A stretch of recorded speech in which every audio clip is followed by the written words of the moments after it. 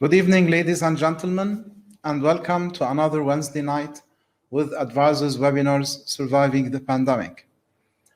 Tonight, we're going to host our friend Ramiz Alhabib, an international authority in managing Giga projects. He's joining us from Saudi Arabia. Ramiz, can you kindly turn on your audio and video, please?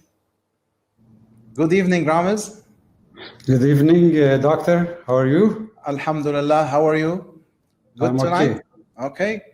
First of all, I wish Saudi Arabia and all our beloved countries in the Middle East, Africa, everyone in the world to stay safe, progress, become better and better and better, inshallah. So, welcome again. And we're going to start tonight with our topic, Project Management Transformation to Basics++. To start, let me introduce my friend Ramiz Alhabib. Now, Ramiz has been working for, let's say, around 30 years, Ramiz, more or less? Yes, 35 years. 35 years, sorry. Okay, I missed only 5. Okay, in project management, in so many huge projects in gas facilities with Aramco, in sport city projects, in universities, residential, and lately he is working with Giga, I believe, on the Jeddah International Airport. I believe the airport was delivered after so long time, after you started your way on that project, Ramiz. Yes. Okay, Ramiz is an engineer and he's a project manager and he's well experienced in Giga projects. Now, when we talk about Giga projects, it's very, very much different from small or even medium-sized projects because each project becomes a huge community of stakeholders, includes lots of politics, lots of influence. You manage large amounts, large volume of people, of vendors, of relationships, huge costs that keep going up, lots of delays that keep on prolonging the delivery date, and lots of complexity with respect to managing quality and, most important, providing the sustainable benefits, especially in public and Giga government projects. So by this, I would like to welcome you again. And Ramiz, maybe I missed something introducing you, so I'm sorry for that.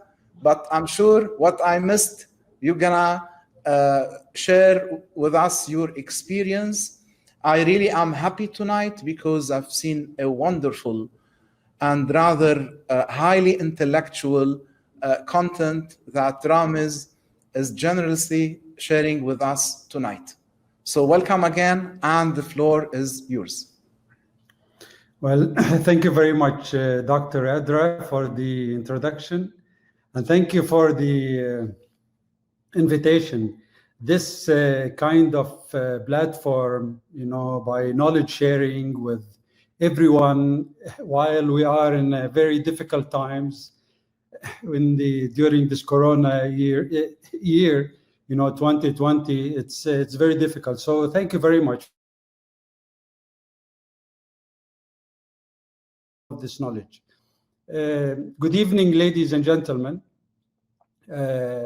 I thank you very much also for attending this webinar. I hope tonight you will take some few things that you can learn from the experience that I had. It doesn't mean right, it doesn't mean wrong. It's just an experience, skills and knowledge. It is fortunate and it's great that it's our national day today. It's an opportunity to congratulate our King Salman ibn Abdulaziz Al Saud and his Crown Prince Mohammed bin Salman for this nice, beautiful day, and all the citizens and residents for progress and prosperity. So we will start. It is nice to start with these nice photos. I am sure all project managers can relate to these photos. I actually like what my wife think of me, but what I really do is the last photo, actually. Another caricature that represents us, project managers and project management. Somebody is talking about the scope, somebody is talking about estimate. The scope is not clear, and it's actually takes two to tango.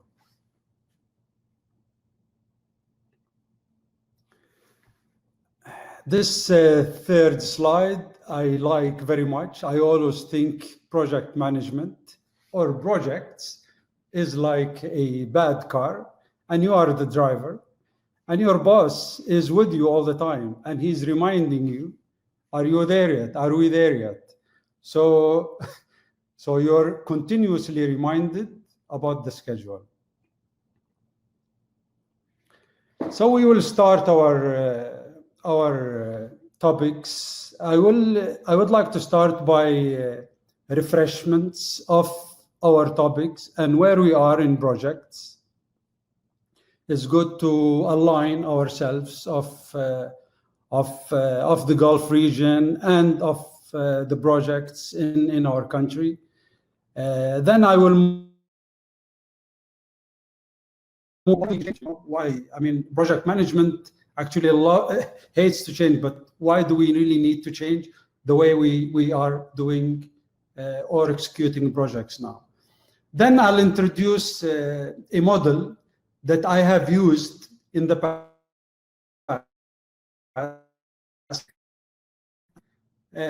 but then I have gotten the confidence more to use it, which I call basic plus. Then I will end with basically learning, legacy, and all the lesson learned, and I'll share with you some few things that I have learned in the past that you can take back with you in the future.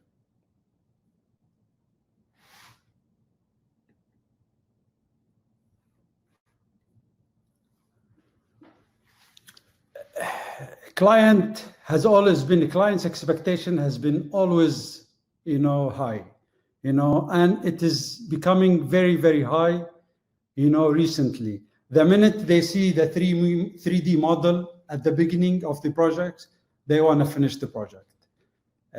We're just starting, and they want to finish the job or the project that they have asked in less than what the project is scheduled for. I got used to. A prime contributor to the economy. Some of the Gulf countries' GDP, 15% of the GDP is in the construction industry. So our industry is high, and it's good. Okay, so it is important that we do our job right. But unfortunately, 70% of the projects in the Gulf region, and for all international people that are not in the Gulf, I'm talking about the Arabian Gulf region. It's the Arabian Gulf region. And mostly they are delayed while construction is about to boom again soon. I'd like to share with you a classic mega project schedule. This is the schedule that we prepare when we start a project. We have the general scope. From the general scope, we do conceptual engineering, and we continue with the detail engineering, and then we do the tendering. This is the first 2 years mostly. we start usually preparing the sites, okay, before we award major packages and contracts. Usually the whole period from the conceptual work all the way to the end, it takes 6 years. Usually this is 6 years, 2 years before awarding major packages and 4 years during the execution. The client comes during the first year or first couple of years, actually before we award major packages, while he's spending the initial money and while we are doing the tendering, and he says, look, I need this project to be done faster. I need you to shave off a couple of years or 1 year or 2 years.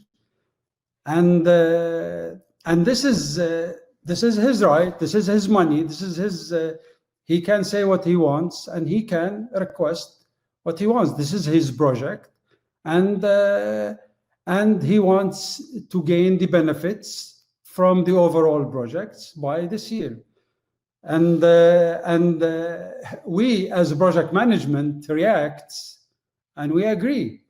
We have no choice but to agree with the client. The client is the, and the investor is the person who is going to spend the money and he wants this. So what we do, we use this time that he wants and we cram all the activities that we have scheduled in 6 years or in the remaining 4 years into 3 years or what I show you in this slide is 3 years. We put all the engineering, all the structure, all the execution of the mechanical, electrical, and all the integration all together and the handover in without a lot of thinking. We agree with the client. We start our first poll. I would like to gain your engagement and see what you think of the first 3 slides and I would like to get your opinion on this poll. Maybe Dr. Adra, you can help me with this with the poll? Yes, my dear, the poll is on and they started to put their answers. So we'll give them like 20 or 30 seconds to think about them. Can you see the bars? If you press on the polls, you can see the bars as our esteemed people following us and attending are keying in their choices. So I think it stabilizes, so we'll end the poll now, okay?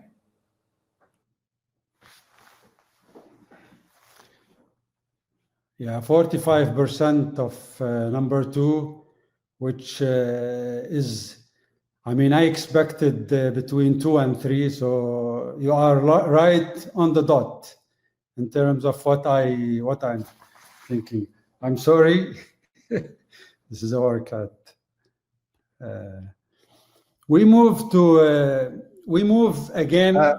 Ramiz, can I please interrupt you if you can go back to this and give us an insight. Why did you think most of the answers are right? Because they are 2 and 3. What about 1 or 4? Why don't you like these choices? Number 1 is basically proceed and work harder. You can work harder, but you will not achieve what you want. A lot of people work harder actually in large projects, and they cram the schedule and they work and they exert a lot of effort, but at the end of the day they could not do it. It won't. The schedule is a schedule. Construction is like a pregnant lady. They say it takes 9 months to do. So it's not going to do it. And also proceeding with requesting additional funds, even with money, it will not do the money is not the only resource. You need other things that we're going to talk about later in this presentation. So 2 and 3 are the most probable answer, because you can do the project, okay, you can do what the client say, but probably as a phased format. You can get the benefit of some facilities and then delay another facilities, or you can change the structure of the project or the organization, and then you can proceed with the project. Otherwise, it will not, number 1 and number 4 will not, in my experience, will not solve it will not make you complete your project. Okay, thank you, my dear. So the journey starts, and we started in the honeymoon period, when we did our conceptual work and the engineering, and we started our site work, and all of a sudden, the second year, we started to see some delays. And sometimes we ignore these delays. We focus on other things, but the delays don't go away. And in the 4th year, we end up with little funds or no funds. And then after we have no funds, we have unknowns, a lot of things that are basically, we don't know what to do. The clients don't know what to do. Things are strange. The projects are not completed. The facilities is just structure. There is a lot of questions. There is no, and a correction must be done. Somebody needs to correct this project. The amount of the money that is invested on this project is a lot of money, and somebody needs to fix it. So, if I might just ask something here, by trying to finish early and trying to squeeze everything, it seems in many cases Giga projects end by exceeding the original 6 years, or am I wrong? Definitely. Instead of accelerating the project in 4 years, you end up with a project with 10 years or 12 years. So this is why our decisions in the beginning was wrong. The additional money won't do it. The working hard won't do it. So it's very, very important to understand the initial concept of the scope of work, the initial concept of what we want to do, and then schedule it right. The schedule is the most important thing in a mega project like this.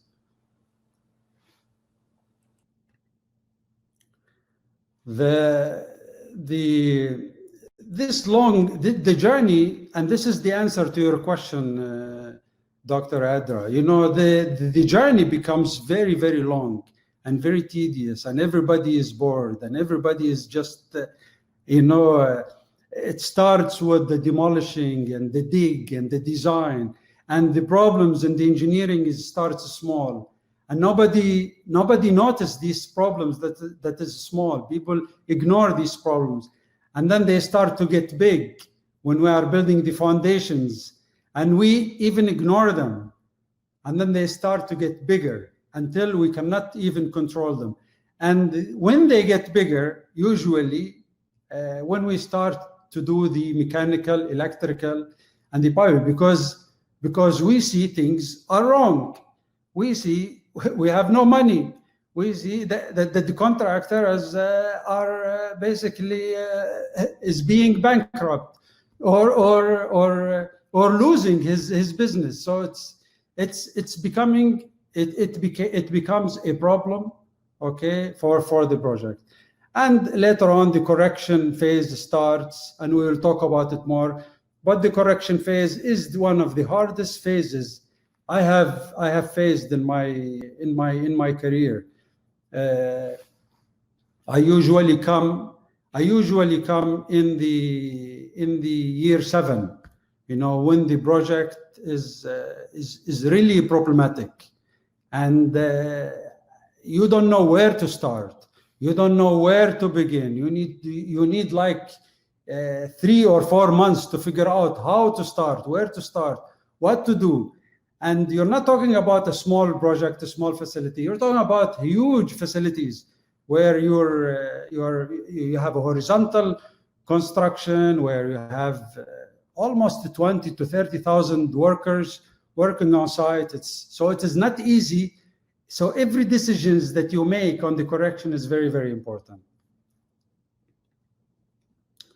So we go with another poll. This is not the poll. So some of the symptoms during construction, what I saw, some of the symptoms is some projects are missing the temporary waste management system. So you have 20 or 30,000 workers on the job, and the project management team or the contractors or somebody missed the temporary waste management system. So during the job, while they are focusing on finishing the permanent work, they end up trying to finish the temporary work, which is one of the biggest problems that we have. Basically the focus becomes different. Placing high ceilings of facilities before the MEP, making a huge mistakes. Just because I want to show that I have progress, I close the ceiling. Ignoring the underground systems or the utility services while, really trying to work the verticals before the underground, forgetting the underground system. They don't really work on the underground, they work on the verticals, so they show their progress. And the worst is the depletion of funds at 60 or 70% construction, while the job is a lump sum turnkey contract.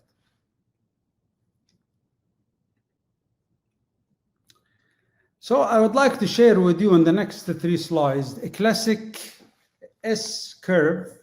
You know the S curve, the normal S smooth curve for normal projects, but this is a classic S curve for delayed projects. So you usually have 3 periods: period 1, where you start, period 2, and period 3.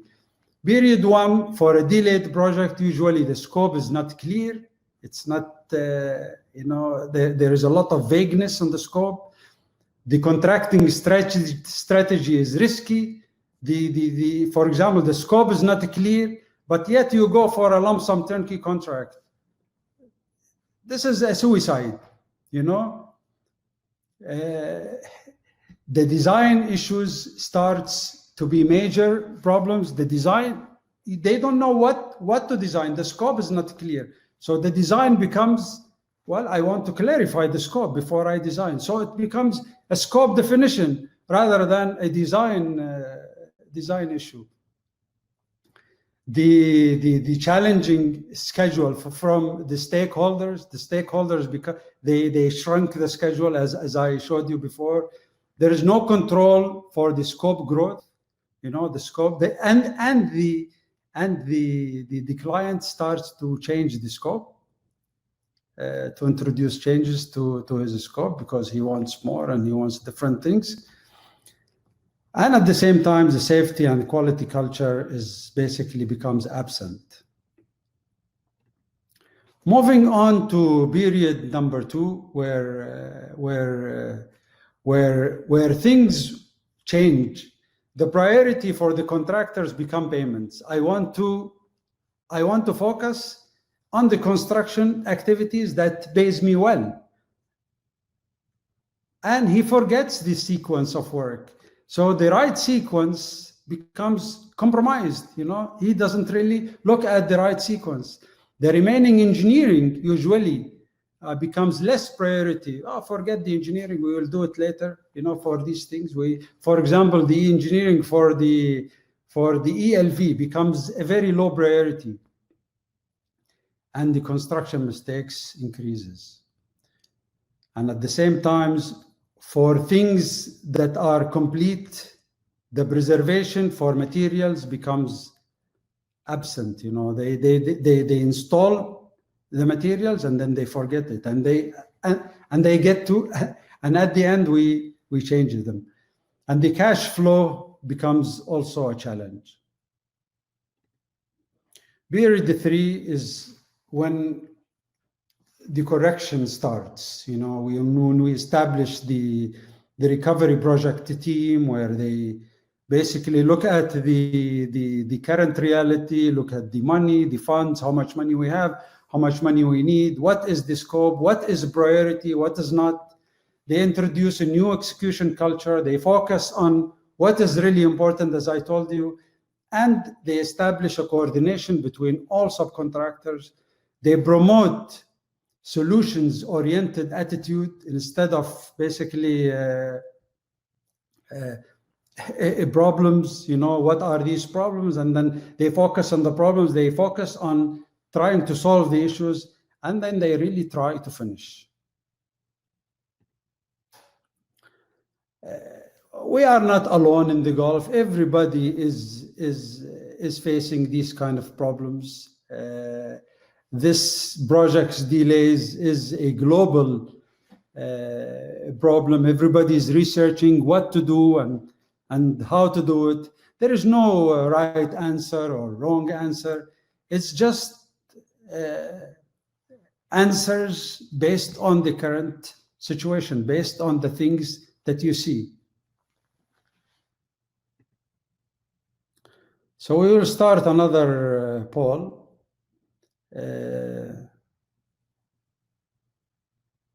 While they enter their choices in the poll, I've seen so far lots of questions, some very interesting ones, and it seems we're gonna have a good discussion.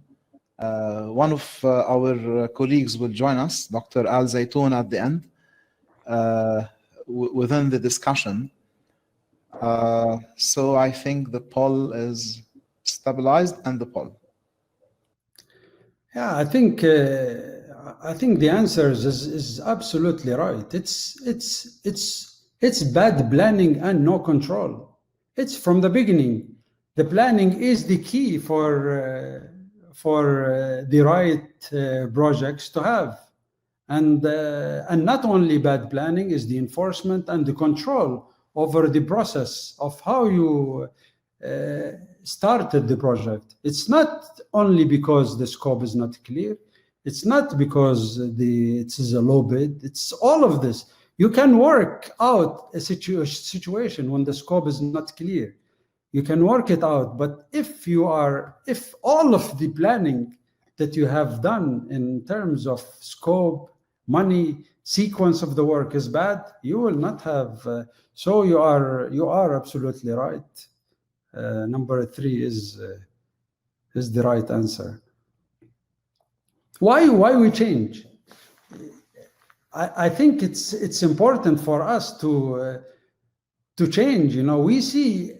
For me, it's important to change, because I have seen these problems happening every project that I come across.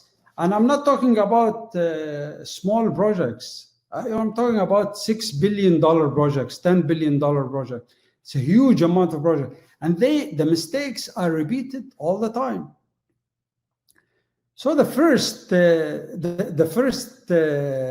issue for me, why do we need to change, is the client and the CM or the BMT and the contractors continue to repeat the same previous problems that they have done in their previous projects.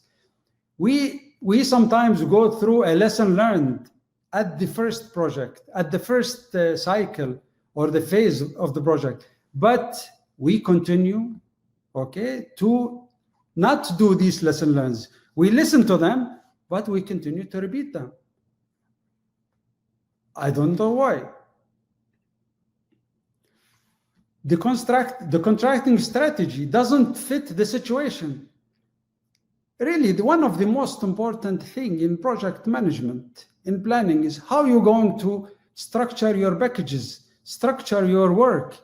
If the scope is clear, it has a contracting method. If the scope is not clear, it has another contracting method. If the scope is is not clear, it's important to think about work unit rate. I mean, not lump sum turnkey. So this is why we need to change. We need to change because it's important to put the right contracting method at the beginning. Project managers are not working as leaders, and leaders to me is, there are three things. Leaders, project management should be leaders. Leaders are doing the three things or being the three things. The technical competency, they must be technically competent. These project managers, they must know what does a cost, what does a schedule, what does quality, what does safety means. They must have also the attitude, the character, the charisma to talk about it. They also must have the energy, to move things forward, not just to let things go by as it goes. And why do we need to change? Because sometimes, we cannot accept the Darth Vader instruction, the top-down instructions, implement it, whether it is right or wrong. You can implement it, but you can tell him, look, I will implement it, but with this qualification or without this qualification. Otherwise, you will not be clear. You will implement his instruction, but you will do it wrong. And we talk about it all the time. The scope is not defined well or not clear. The scope, if it is not clear, don't put it. Don't include it. Include it when it is clear. Make sure that your scope at the beginning of the project, before tendering, is clear for the contractor to be done. Quantify it. Quantities are very important. Don't just say, I want a building that does this. Quantify it, try to, and if it is not quantifiable, if the scope is not clear,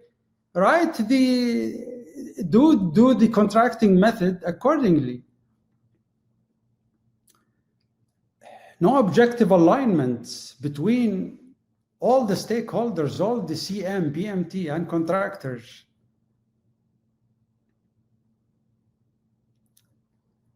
We go with poll number 3.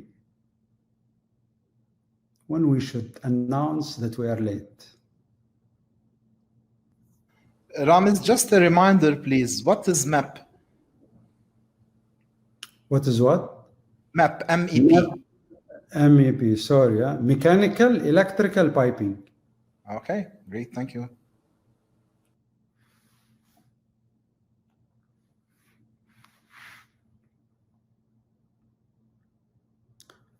Absolutely right. Absolutely right.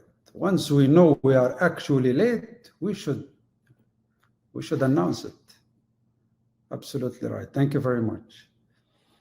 So what I'd like to present to you now is the model that I have informed you in the beginning of the presentation. I have used this model many years ago, and I have seen this.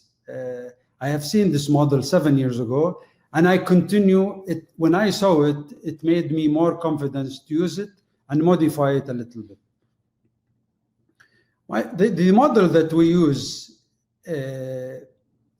going back to basics, managing projects, the basic way, the most conventional way that we used to do it in the past, is using these 4 layers.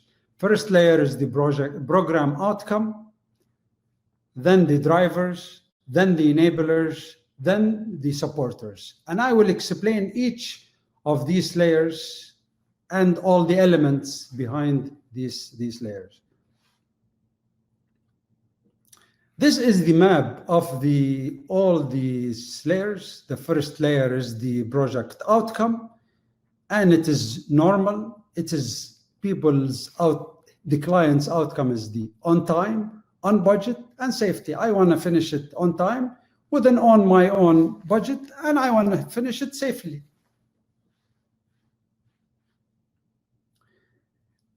The second layer are the drivers. The drivers have three elements. The first element is using the 5 key management processes: the upfront plan,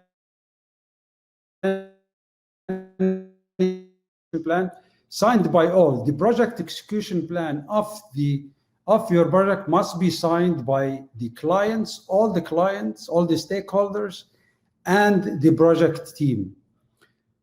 The scope must be defined. The code, according to the scope, must be defined. Which code we want to use, the specs, which international code we want to use. We want to use the American, the British, the Gulf, the Saudi. We must identify this and sign for this. And we call this the Blue Book. Number 2 is the project and program monitoring process. Everybody knows that there is a monitoring process. We have developed along the years to make our monitoring process more much nicer, more graphically pleasing, and more user-friendly. So there are a number of tools that you can use, which we will explain in a little bit in more slides to come. Ramiz, can you just elaborate a little bit? Because I know I'm asking basic questions, but maybe some of our participants are not engineers. So what do you mean by codes? And why do we need or use the codes? Thank you. Codes, for you to build a facility, you must follow some kind of code, an international code. How, for example, an NEC code, a code for every building that you build in concrete, in mechanical, in electrical, has standards and codes. And these are the codes that I mean. Number 3 is the problem resolution process. You must have a problem resolution process for every problem, and it cannot exceed a number of days or a number of hours to resolve. It cannot be weeks. I have seen problem resolution process that takes years. A problem that started in engineering in 1 year, in year number 1, and in year number 7, the engineering issue is still open. Change management process, resolve changes as soon as they are noticed, and if you cannot resolve them, escalate them to somebody who's and control them as much as you can. Change management, we can talk about it a lot here, but the idea here I want to mention is make sure that you control them as much as possible, because it's like the caricature I showed in the beginning of the presentation. It's like a car.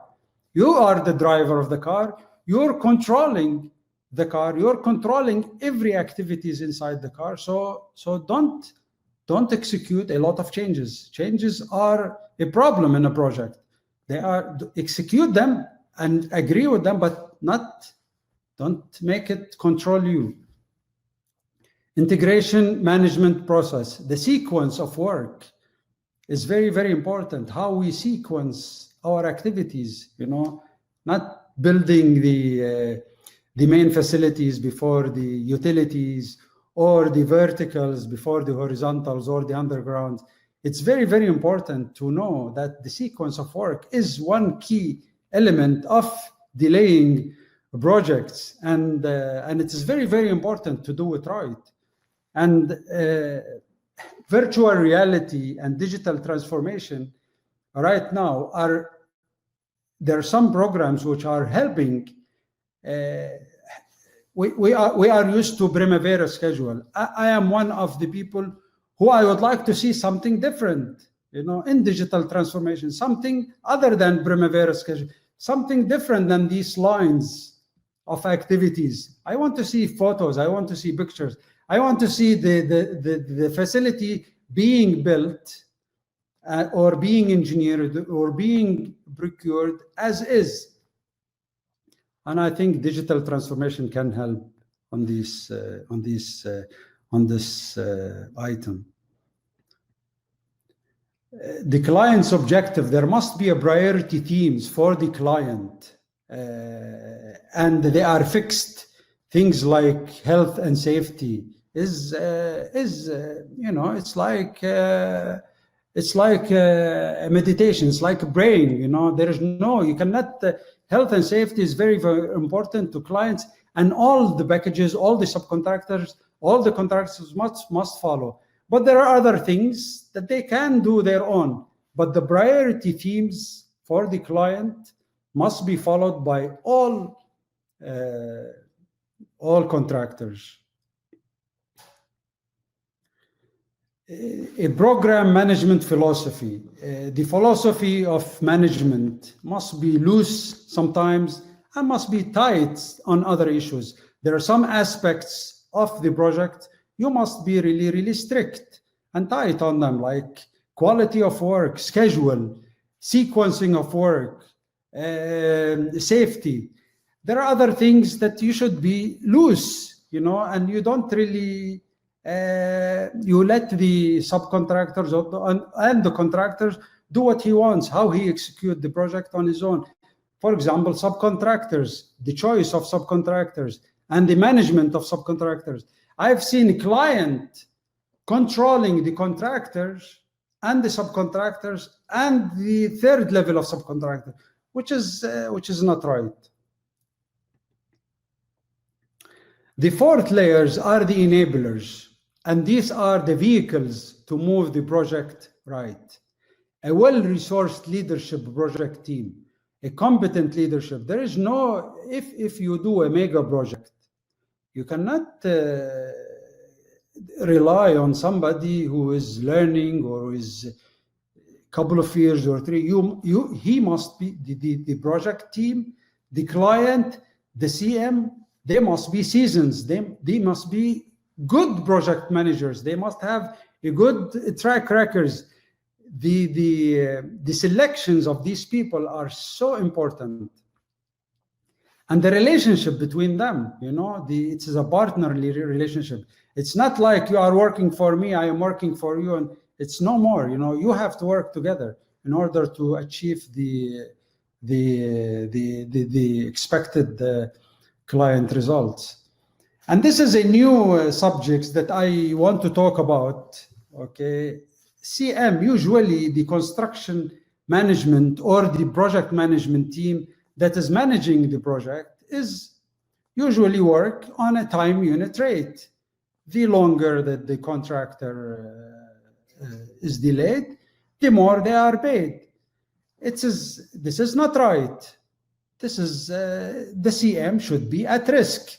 He must be liable for the cost, for the schedule, for the quality, for everything that he has planned in the beginning. So this is something that we are introducing. I am trying to introduce to project management to include as an item, and it should be researched more. To have the project management liable for what they have planned. Of course, we talked about the supportive contractual arrangements, and the type of scope must be linked with the contracting method that you want, the criticality of the facility also, if this facility is critical or not critical, if you have all the funds for this facility or not. You must really think really hard about contracting strategy and how you're going to contract your scope, okay, in regards to how critical your facility is. And you must have workshops and reviews of how you're going to contract this huge work.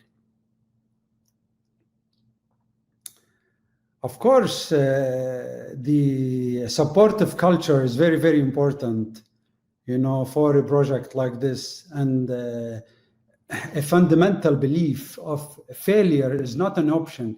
And it's not only by the leader, it's by everybody, by the smallest and the youngest engineer, and the youngest secretary, and the youngest person, and the youngest worker on site must understand that there's no, we cannot fail. We must, and this is done by engagement.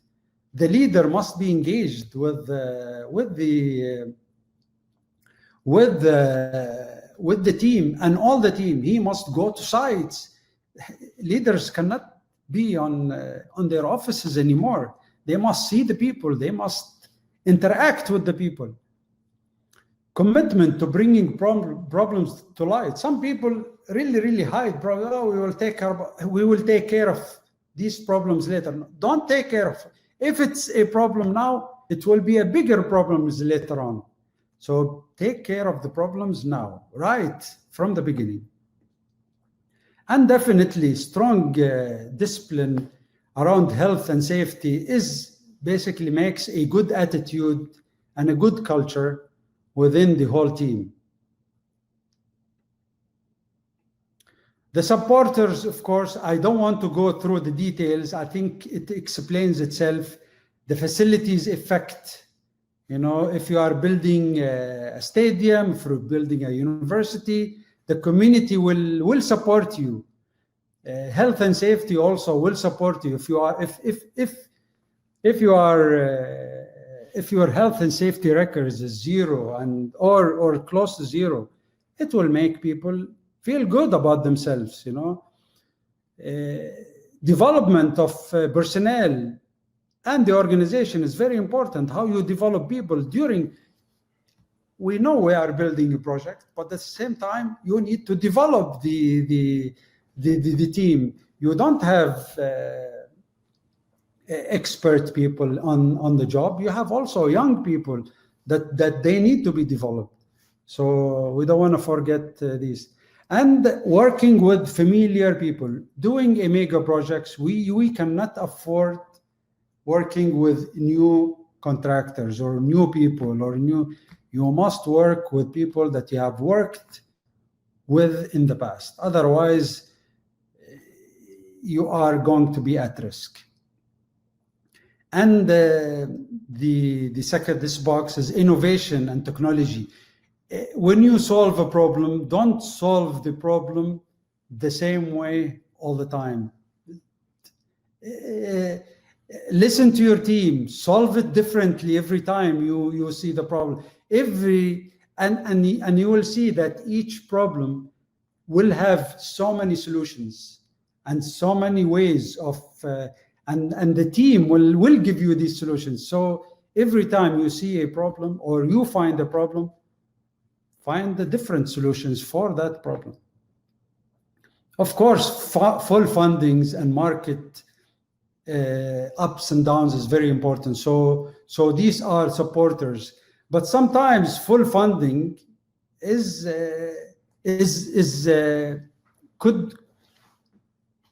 not a problem. You don't need the full funding at the beginning of the project. You need to really work out, because you cannot commit all this big, huge money at the beginning. So you really need to understand the funding while you are executing the project, because you are going to execute this project in 6 years or 5 years or 7 years. You really need to find a way how to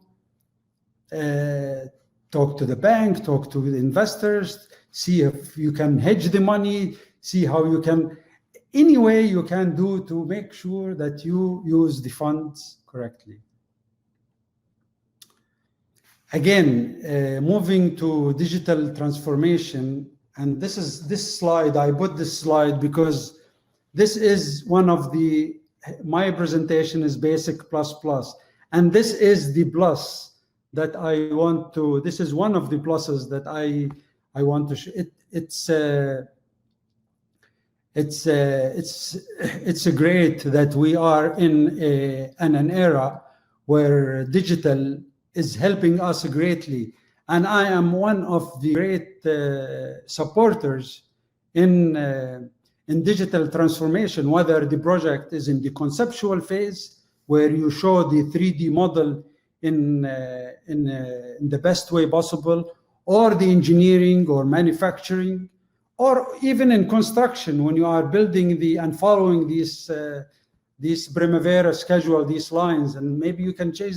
So digital transformation is extremely, extremely important. I have included a website for a company that provides this digital transformation and put all of the contents in one platform, and they can do it. We can. This is a reference point for this company. Moving on to learning legacy, I'm not going to go through because we are now 52 minutes, so I have to watch the time. You need to be ready to staff up and deliver a major construction for $6 billion and more in 5 to 6 years. And this is very, very serious. It's not, so your planning is very, very important. The way you start, if you start wrong, you will end wrong. If you start right, most probably you will succeed. Nail down the scope, the program, the budget, and funding it, and stick to it. Make sure that you stick to your scope. Don't change your scope too much. Even if you, and a lot of people not like you, but it's very, very important to make sure that your scope is controlled very, very well. Make sure that the changes are extremely, extremely limited.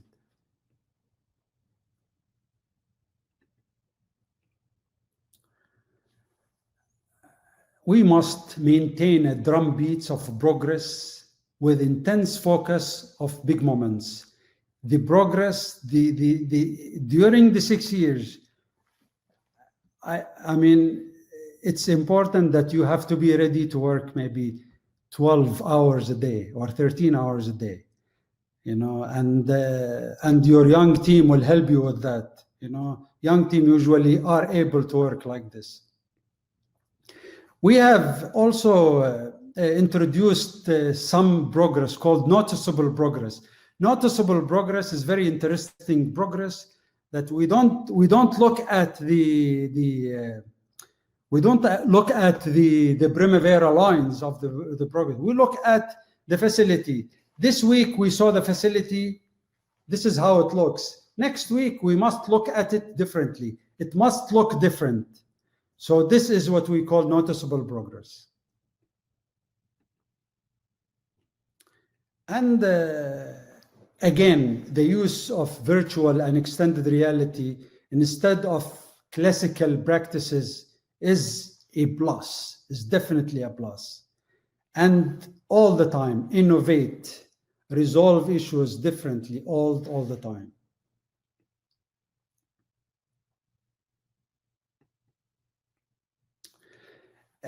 As I explained, there is no magic to the data that I have presented. I mean, everything that I have presented is we have done before, and we have learned in projects, academia, and we know it. But when we implement it, we do it differently.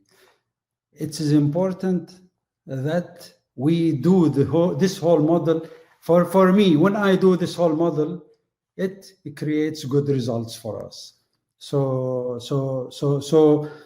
if you follow that model, you will be amazed the results that you get.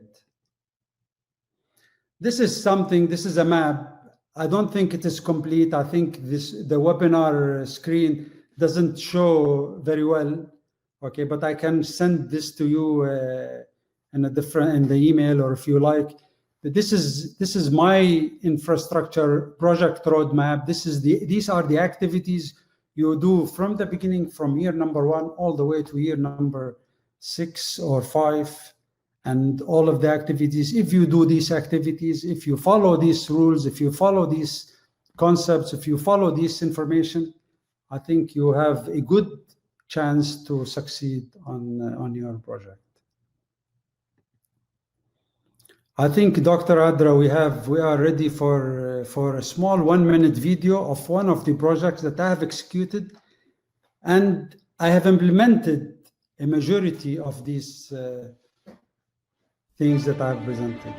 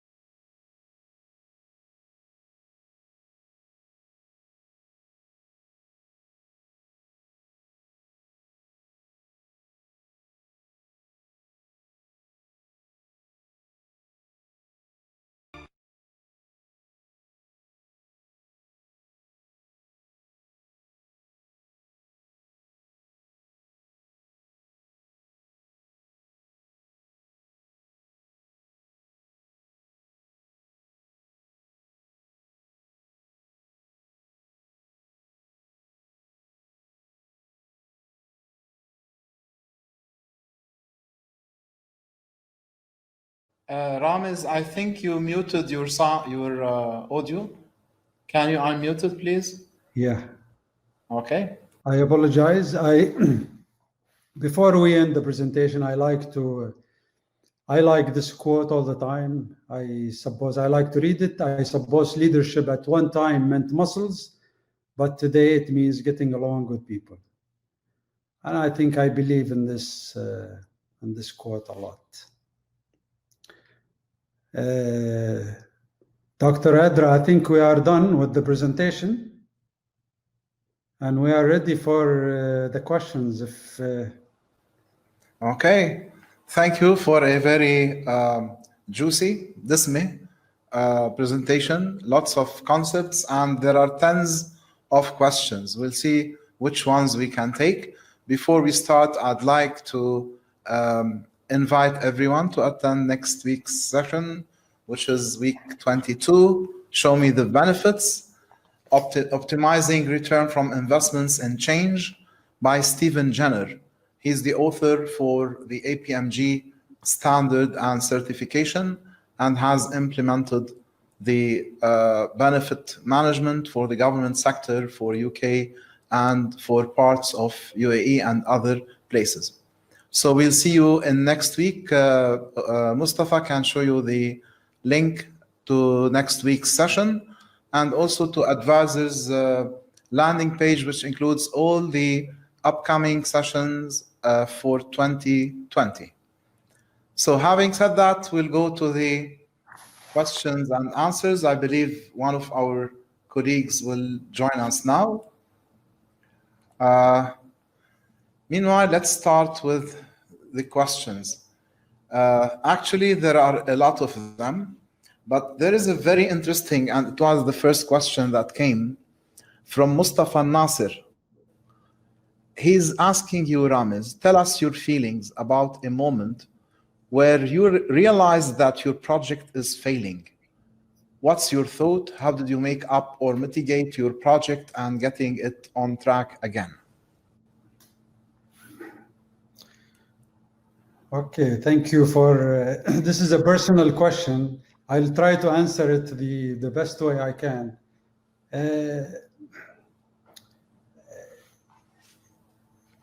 When a project fails, you are really lost. You know, you don't know how to present to people. You don't know how. I mean, you are. I mean, personally, I can speak to. I can speak about one of the projects that I had. When I came, and I was asked to remedy this project and correct it.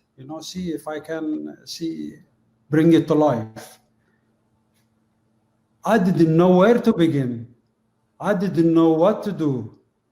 Everybody was telling me that you are set up for failure. There is no money. The contractors are not around. You don't have a good project management team, and I start to wonder. Lots of sleepless nights, lots of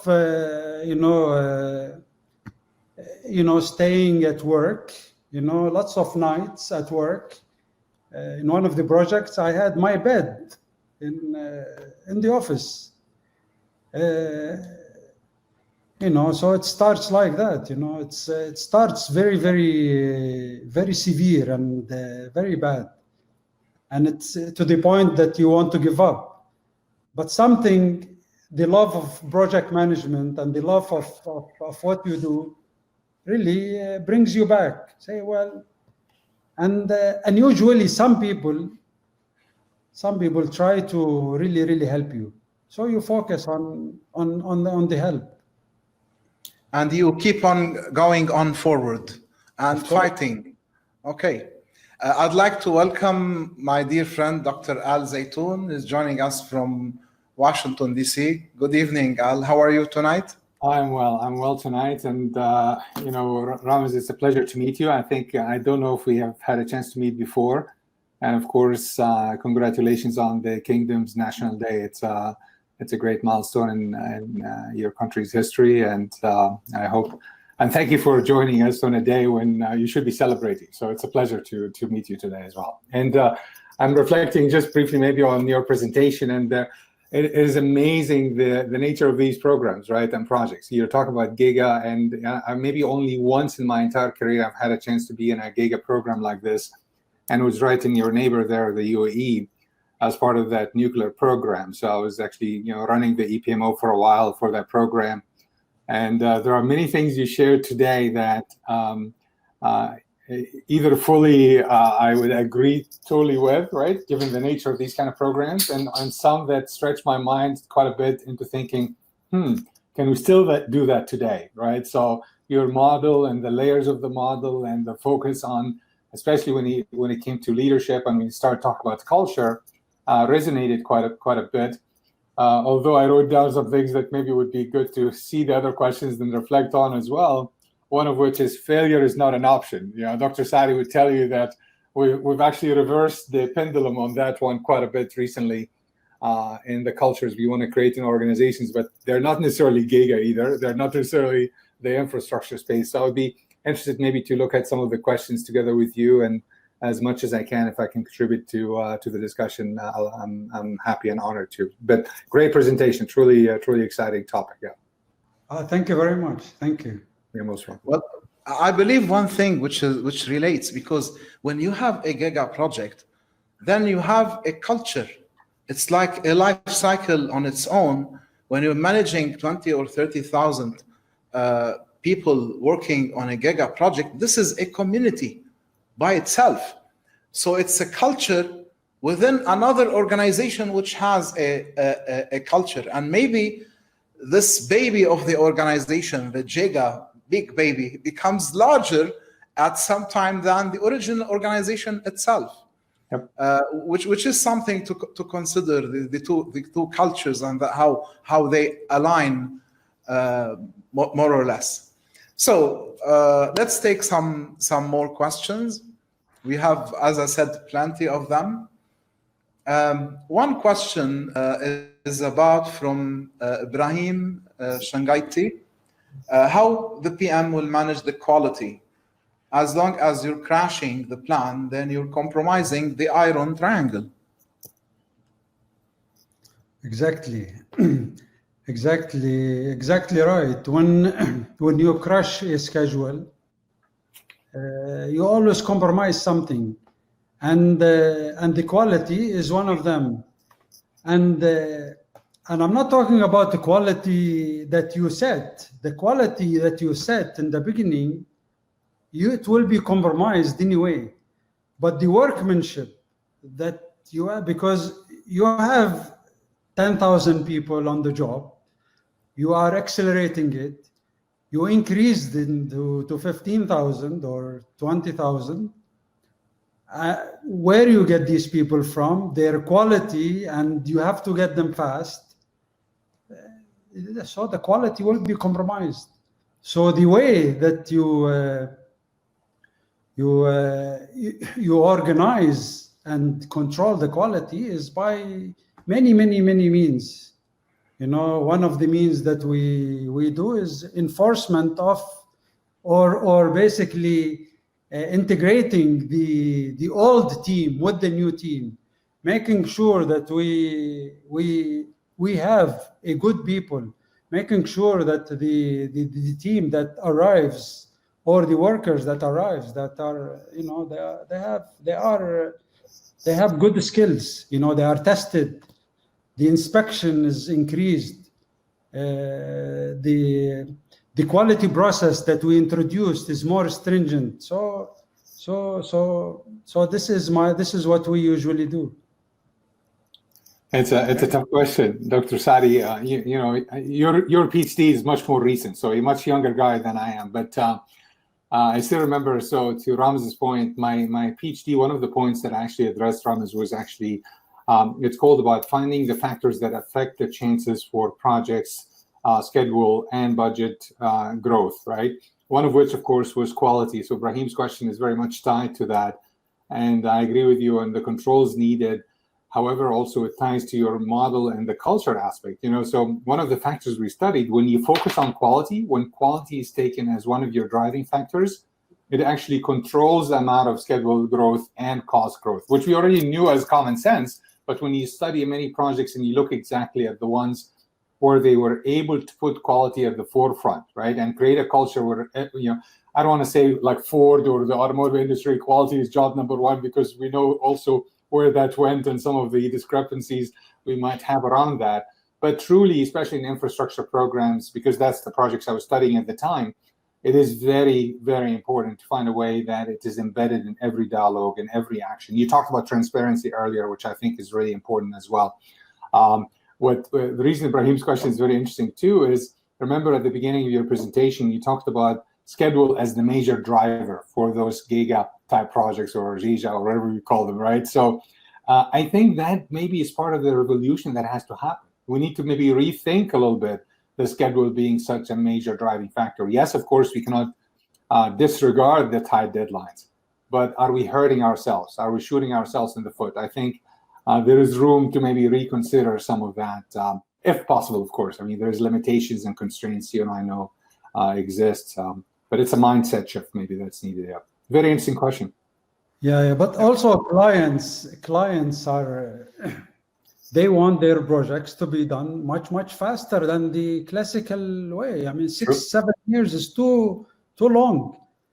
The minute, and I've seen it, the minute we show them the 3D model, they want it 2 years earlier. So it's it's something that we have to manage. Yeah, you said it though at the end. You showed that nice, model about leadership is no longer a muscle exercise. It's really how you relate to people. So to your point, how do we manage stakeholders in a complex mission like that? And how do we get them to understand the trade-offs they are taking by enforcing certain things, right? So it needs, to me, to be honest, one of the things that maybe I didn't quite hear in your presentation, it's about how can I be more politically savvy a little bit in these programs, because I cannot have a junior person or someone who has not really dealt with the complexities of the politics of that high pace, high expectation, high complexity program.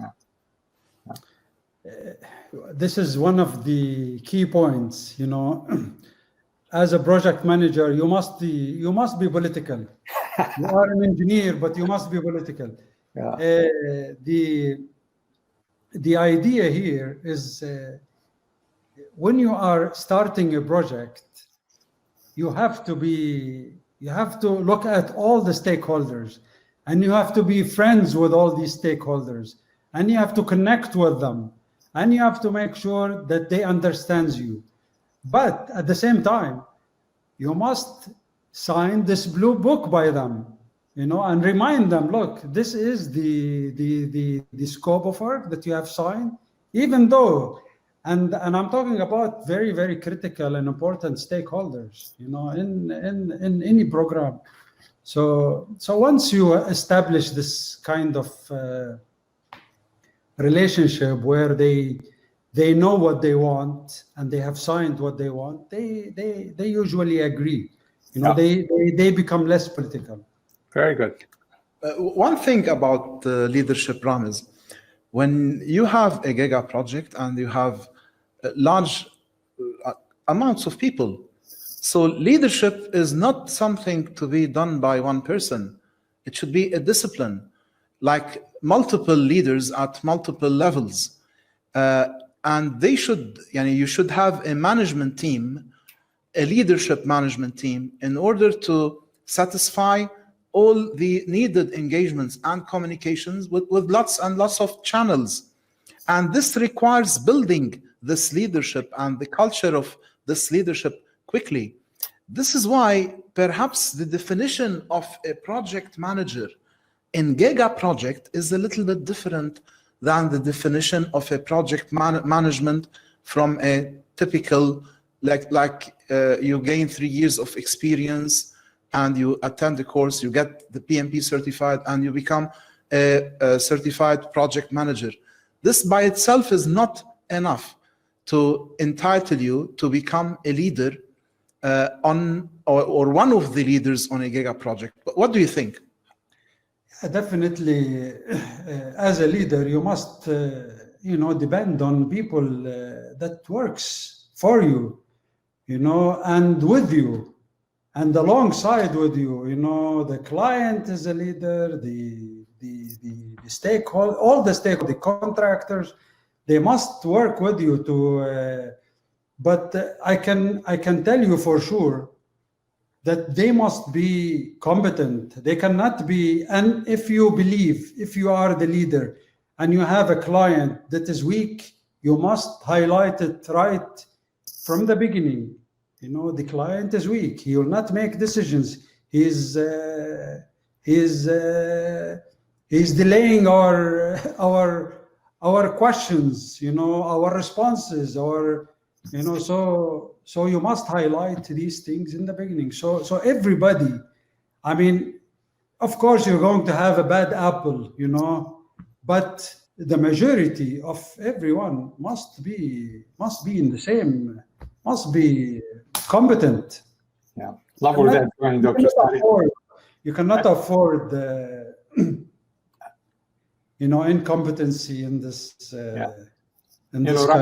Ramiz, the challenge in Dr. Saadi's question, he's trying to ask us to even find a new name or a new description of that person, who can lead these kind of programs. I agree with you that the leadership needs to happen across the organization. There's no doubt. But I think the qualities and the attributes, and PMI talks about that person as a program manager, or other organizations talk about that person maybe in that case actually is running a massive portfolio in a way, because an infrastructure program like this is a serious portfolio. And but we never really took the time to define what are those attributes fully. And we talk about benefits and value and link to strategy. And you highlighted today that the model has got to have so many different layers, not just a classic focus on, triple constraints or any of those limitations. There's a lot more. But I think this would have been a nice area of researching and polling with our participants today in terms of here's what we suggest we call that person. Here are the top attributes. Help us out, decide, and shape what that looks like. It's a design exercise. Yeah. But anyhow, I'm curious to see what else comes up. Go ahead. I showed in one of the, the top-down instruction from, as a leader, you should really evaluate. You should not just listen. Evaluate. What do you really want? Do you want to listen to? Okay, we have to do what you want, or we will do what exactly expected from us. But please, we can, if you can listen to us, if you can, I think it's important to to understand the benefits of the projects on phases rather than on the whole thing. If we understand this, I think we can get his objective addressed and the project objective also. Serious architects, these leaders, I love your roadmap at the end, because these guys are literally the top communicators on steroid as well. They need to really architect the entire, just like you said right now, the phasing of it, right? And the benefits across the phases. And maybe that's what these roadmaps should also highlight, not just the classic pieces. You know, your title is back to basics and fundamentals, and I agree with you. And then on the top of that, I think these guys need to be the visionaries that show us how that roadmap is taking us to the outcomes we have, which is a challenge, of course. Yeah, we used to do it right. We used to execute projects. 70% or 80% of our projects are successful. Yeah. Now it's the other way around. You know, something must have gone wrong. We got people want things quickly, and each time I've seen it in projects and in other aspects of life and organizations, each time you want to finish quickly, and you don't have the capability and the capacity to finish quickly, no way, you are going to be late.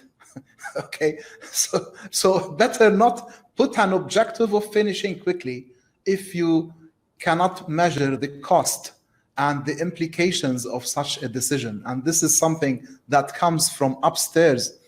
Maybe there is a problem with sponsorship, with the client, with the top leader of the sponsoring organization. This is something to be considered. Now, one other question from Lutfi Sayyid. He's saying, which phase is the ideal to do change management and which is the worst? Now, I'm just asking the question, but I know change management does not come to you when you ask for it. Okay. For me, I don't want to change anything. The scope is the beginning.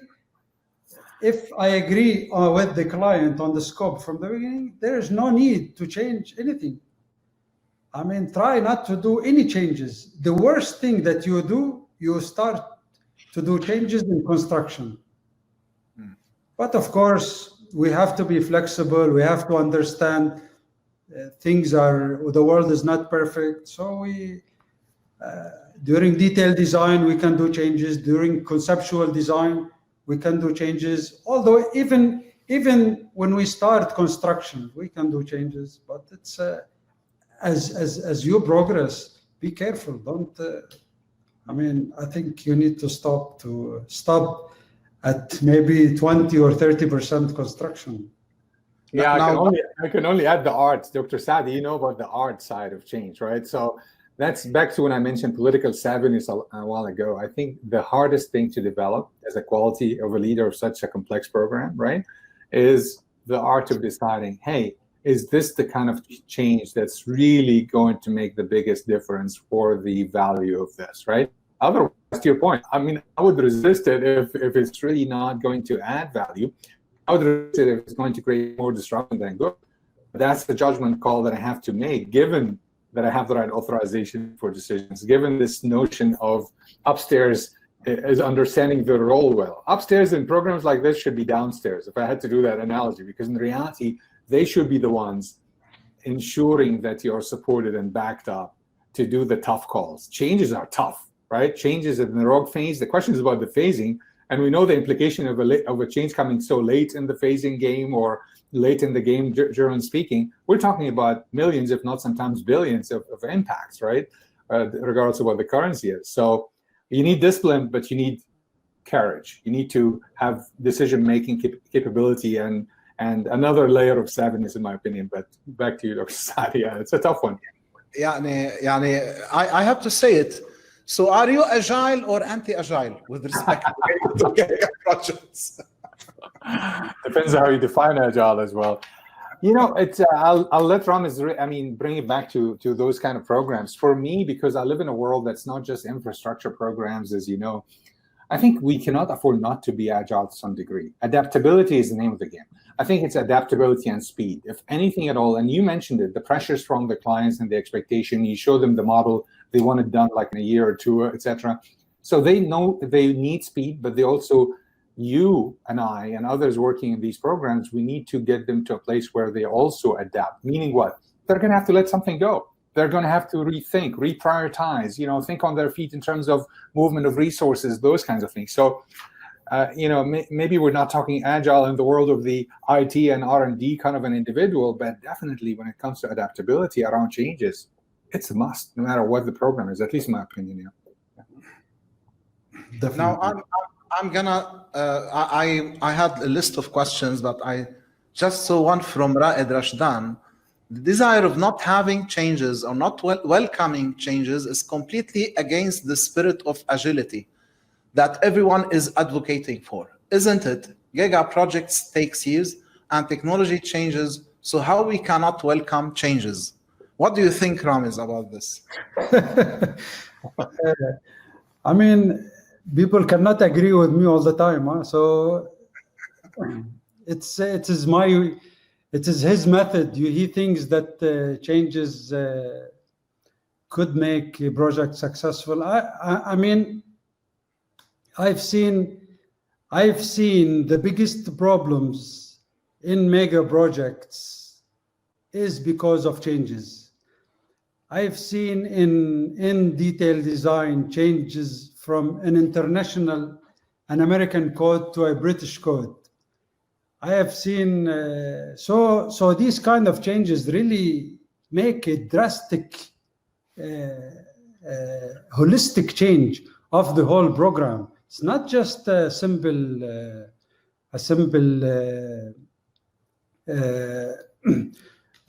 change that you do here and there. And I welcome changes, and I welcome change orders and variations in my project, but not all the time. I mean, and not as a mainstream. It must be controlled very, very well. Otherwise, you will lose the project. And I've seen it. And I'm not telling you. One of the projects that I have executed, when it was 60%, it has 600 change orders, large change orders that are open. And it's a disaster. Yeah, but we need to resolve this dilemma, Dr. Al. Now, let me compromise. I'm 100% an agility mindset person, and I am for the agile organization, the organization that is focused on the future, focused on the stakeholders, on the benefits, on the sustainability, the organization that's not afraid to adapt quickly and move on and learn from mistakes and even endorse some of the mistakes that will get them to the next step. Nevertheless, agility in terms of method cannot be applied to infrastructure, capital, oil and gas, giga projects worth of billion, because these 600 changes you're talking about, each change would have to be assessed. Each change might require a change in design, a change in procurement, in sometimes equipment, manufacturing, and change in execution and construction. And all these have implications, huge, tens of millions, hundreds of millions in terms of time, cost, and resources. So it's not a luxury that infrastructure can tolerate. Whereas maybe adopting to the agile mindset, yes, in the middle of a project, as you mentioned about technology, new technologies evolved. We can update and upgrade our tools and techniques and train our people and change the way we do things to endorse this technology and benefit from it. But we cannot change the life cycle that takes 6 years, or change mega phases, not without huge consequences. and political decisions as well, because most of these are government and public projects. What do you think, Ramiz and Al, about this?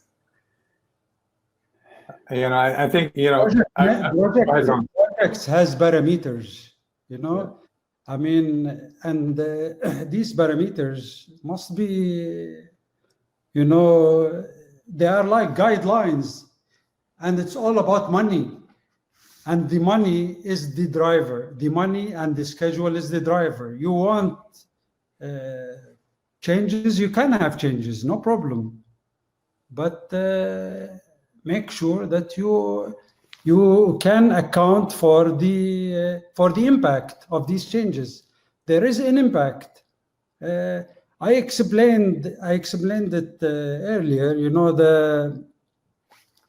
The schedule for 1 year is set, okay, at the beginning. If you introduce changes to the schedule, it will add another year, or it will add something else. So it is not accepted by the client, even though he wanted this change.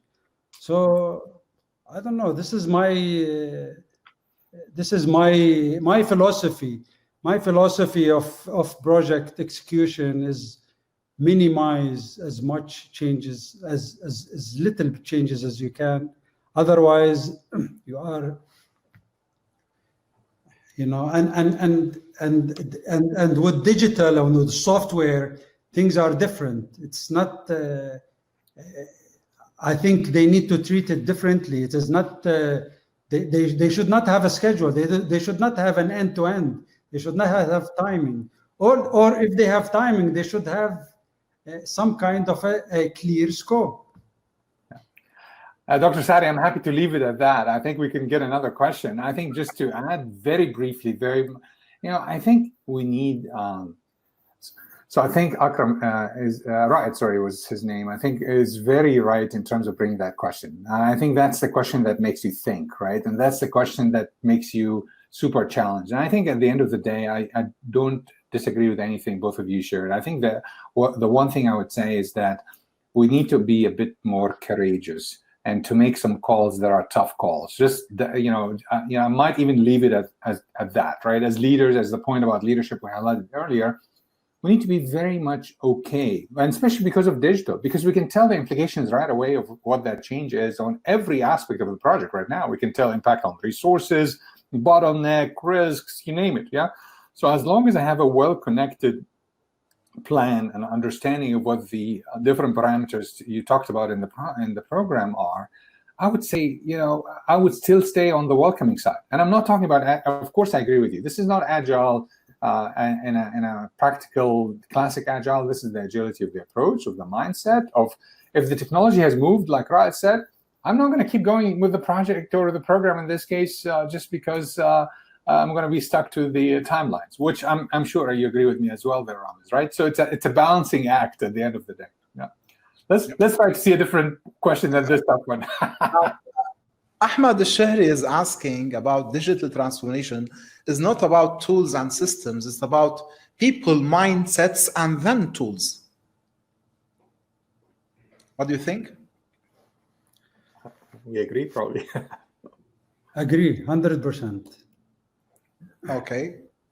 Now, Al-Arabi Ben Zirga, our friend from Algeria, he wants more elaboration on integration management process within the 4 project layers. That's your call, Dr. Saadi. You're the integration guy. No, I'm not asking. No, Ramiz, it's actually a tough question, right? Across the layers, which are very interesting, how do you ensure that? That's a very interesting question. Well, the first, the integration is first, let's understand what I meant about integration when I presented it. Integration meaning sequencing the work the best way possible to finish the project as expected. So from this, you can understand that the first layer, I addressed the schedule. Okay, the second layer, I addressed that minimum amount of changes and control. Okay, and the third layer, you basically implement the work and enforce the work. So when at the end, the result, when you are sequencing the work, all right, you are integrating the work the best way possibly you can. You know, you are putting, you have packages. You have one contractor that does the utilities, another contractor that does the main facility, another contractor that does the road. Sequencing all of these things requires a lot of leadership, requires a lot of, you know, what to do, what can we do now and what can we do later, and what can we compromise now and what we can compromise later. So this is what I mean about integration. I think that's what maybe led to the question too. I'm glad you clarified that context, because I think in his question, I don't want to read into his words. I think he's talking also about the specific integration across the very distinct layers. You're talking about an integration in the plan, right? Integration in the different elements of the schedule and the the different connected points amongst the different, let's call it milestones for lack of a better word.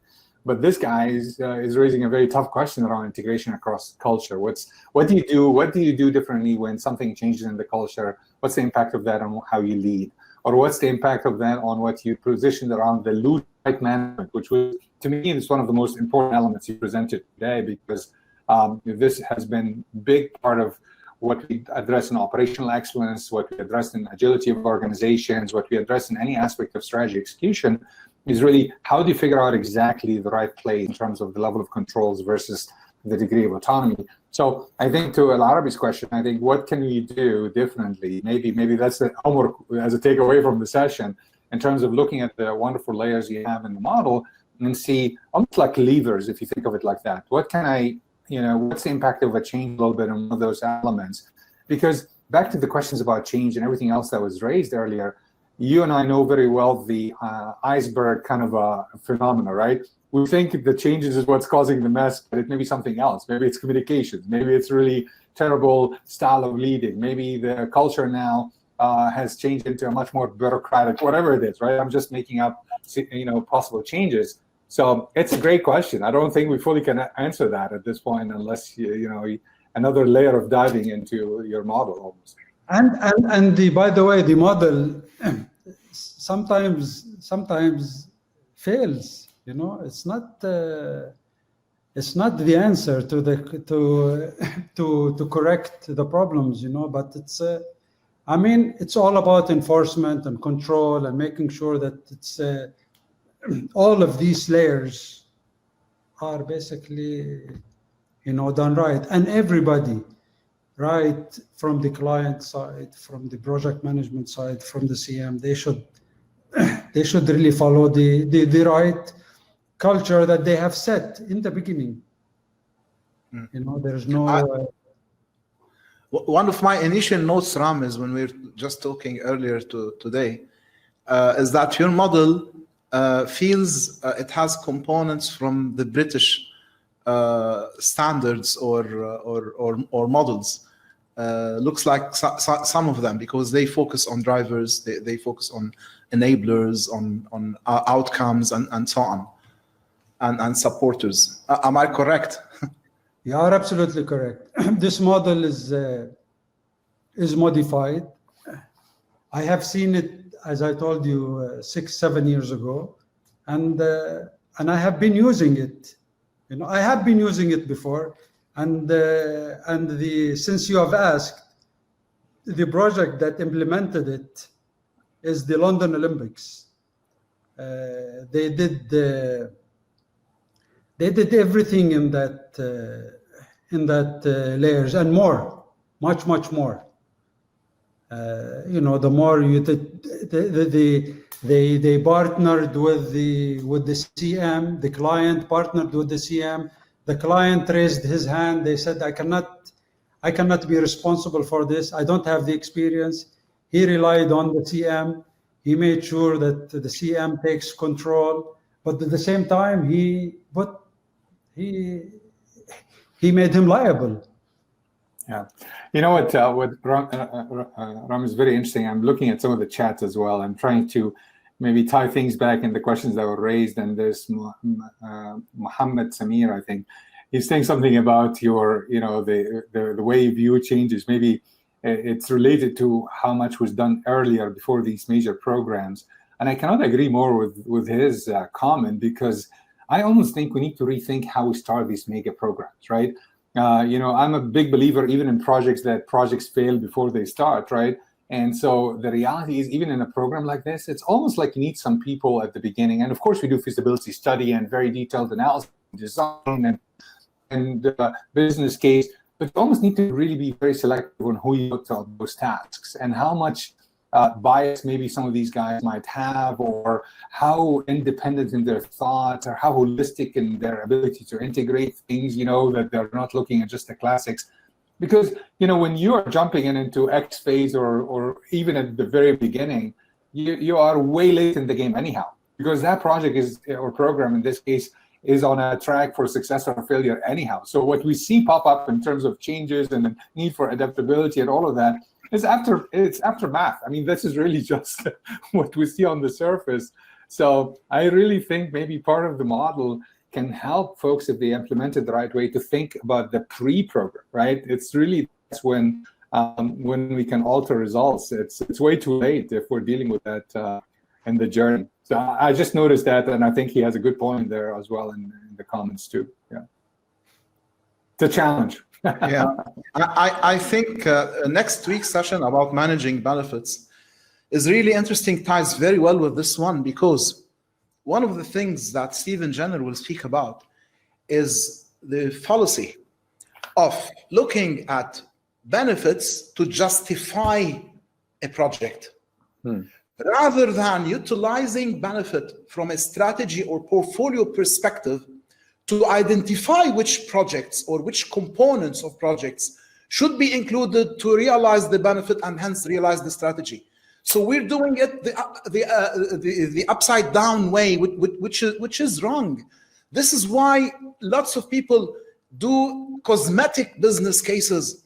And when the business case is cosmetic and they wish to please and they wish to find the justification for this investment, they just rush in to start, and you called it the honeymoon phase, okay, where everything is, I call it La La Land, okay, everything is nice, stars, bright, breeze, and so on, and put their head under the ground like the ostrich, try not to see the actual risks and the facts that will come.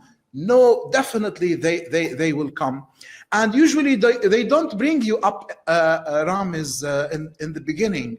They bring you only after, on some of the projects, only after problems have already occurred to fix them. Yes? Well, I am fortunate to execute projects from the beginning. But the reason I give this presentation, because I have had the opportunity to remedy very difficult, challenging projects, large projects. That's why I wanted to share this, these slides and these presentations with all the project management professionals. It's not right to start wrong. It's like an imperative. It is important for us to understand the wrong thing from the beginning. It's not the difficult period in project management is the beginning. It's not at the end. The construction is easy. I mean, it is. I have seen so little constructability reviews in any project that I have gone through. Around here, there's very little constructive, and if it is done, it is just done because PMI said so, or CII said so, or somebody said so. It's not because it is needed. Value engineering is really needed. Constructability review is really needed, and this is the technical competency of a project manager. The project manager, who is a leader, who knows project management, will will allow constructability review, will allow really workshop on contracting strategy and reviews, and really make sure that he really nails down the scope. And all of these are very, very important at the beginning. That's why the long hours spent in the beginning, it's the benefits that you're going to gain later on at the end. I agree totally with you. This is very, very important initiation. Now, I know we have stretched our time. There are lots and lots of questions. Maybe I can take 2 or 3 more. From Samar Naufal. She's asking, why don't we apply phase review before moving to the next phase instead of the correction phase, and therefore we will mitigate the loss of time and money, perhaps because there is a possibility of returning some works to complete the others, and most importantly, that some may be left. Excellent question. An excellent response. She answered the question. It's very good. I mean, introduce a gate, before we go into the second phase. It's the right way. Yeah. It's another way. It is, it's another method of making sure that you have done things right. And if you have missed something, you include it in the second phase, or you take care of it. It's the only one. Project management. Yeah. Project management is a practical world, and most of the phases is practical. When you start drawing and designing, you are in the practical world. There's no methods it's a lot of doing, a lot of implementing, a lot of execution. And if everybody focus on this, I think it will be a success at the end of the day.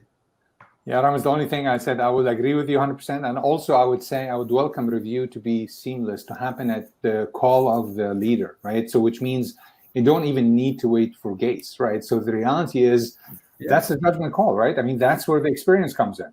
He or she needs to pull this X number of stakeholders because they really want to assess where we are, where we need to go. Pull it, right? And that's where agility comes in, without really having to call it daily stand-ups or any of the classic agile. You can bring the same mindset to mega and giga infrastructure programs. I agree. The frequency is very important.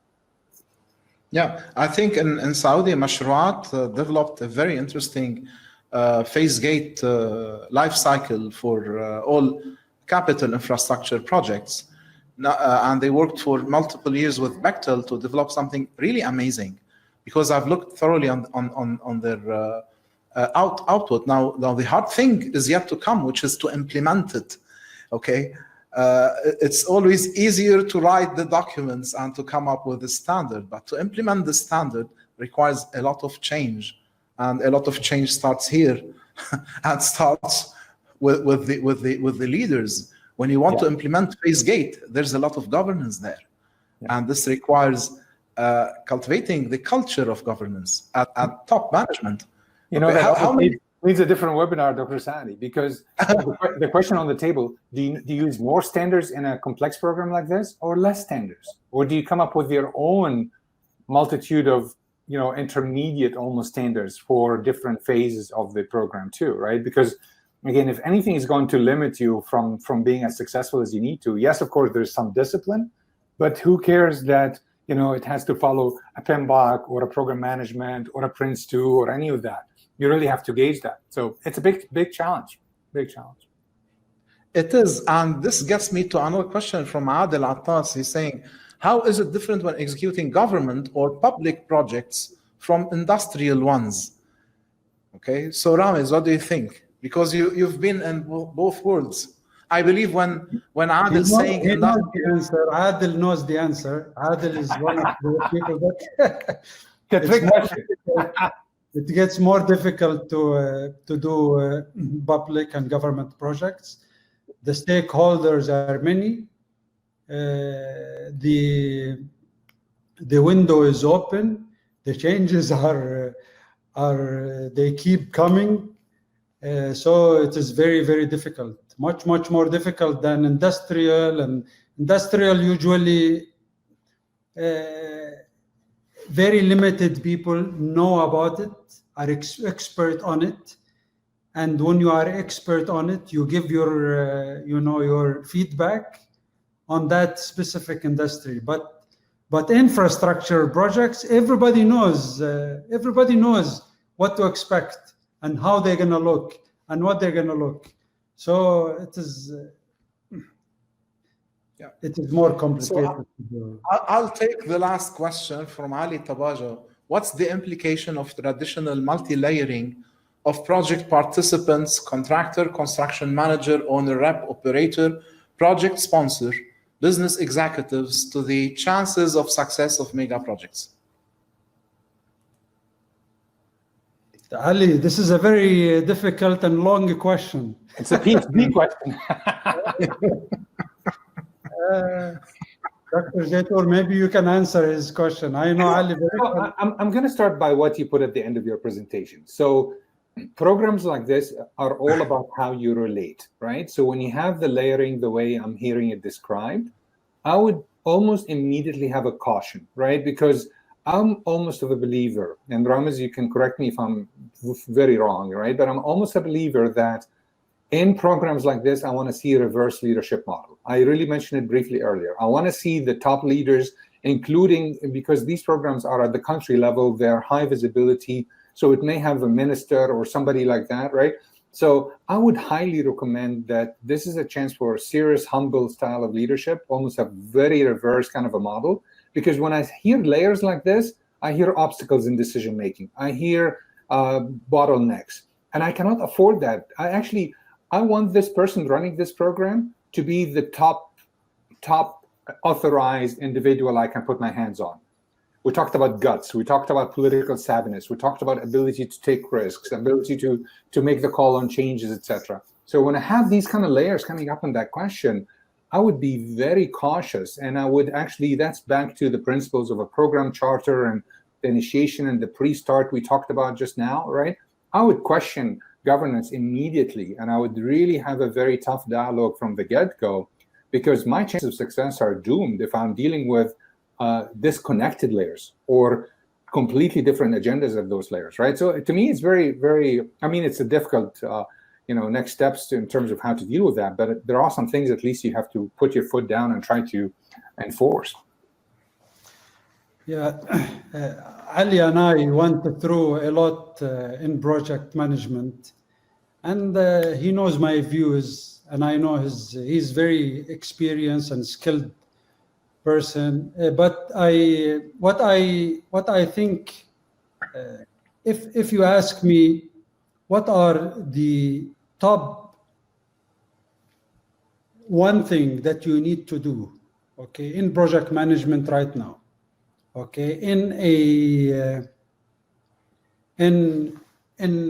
a complex bad project, I would tell you one thing: to select the right competent people to do the right job from the client side, from the project management or the CM side, and from the contractor side. They will make the right decisions. They are the right people. Project management is all about people. And if you select the right people from the three organizations, and these three organizations will ask more people, they will execute the project right, they will lead it right, they will hire the right people. I think it's all about leadership. So I hope we answered your question, Ali. Now, guys, I know it's late and we still have many questions unanswered, but I believe it has been really a tough session, tough questions, very interesting, lots of things to take away and to think about. Giga project is not something easy. It's not something that can be discussed from all aspects in one session. It's something we can do lots and lots of research, and practical research actually on.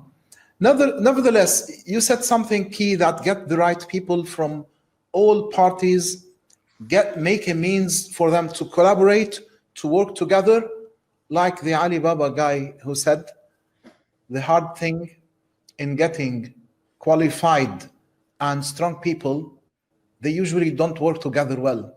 If you are a leader who's capable of making them work well, that's it, problem solved. And one last thing is that at least a governance committee that will allow them to do what they hired them for. Okay, you cannot get the right people and tell them what to do. They will tell you what to do, and you need to allow them to do that. So, any last remarks, Ramiz? I think we talked a lot. I think it's maybe a couple of hours. So I thank everybody. I hope I have addressed my point. As I said, there is no right or wrong answer for anything that is presented. Project management is a science and an art also. And what I've presented, a lot of art to it. So it is basically what you have experienced and what you have seen, and what can work, and what are the things to be alerted for, and I think we should make these presentations more and more practical rather than academic and lesson learned and what has been done in a specific project, so we can learn from. That's my point. Thank you, my dear. Dr. Al, any last comments? No, just thank you both very much for inviting me to the Q&A. It's really, very, very enlightening. And Ramiz, you can tell your presentation and model were a success because of the quality and the, as Dr. Saadi said, the toughness of some of those questions. So what's happening in these webinars, the attendees get more mature and more into the details. So this is a KPI right there. You've managed to get them to that place. So I think that's a great sign of your success. Really enjoyed it. Thanks for having me participate in this last portion. Thank you, Dr. Al, for joining us. Always, you are welcome. We always benefit from your insights. Thank you, dear Ramiz. Okay, I'm very happy we have a seasoned project manager leader like yourself.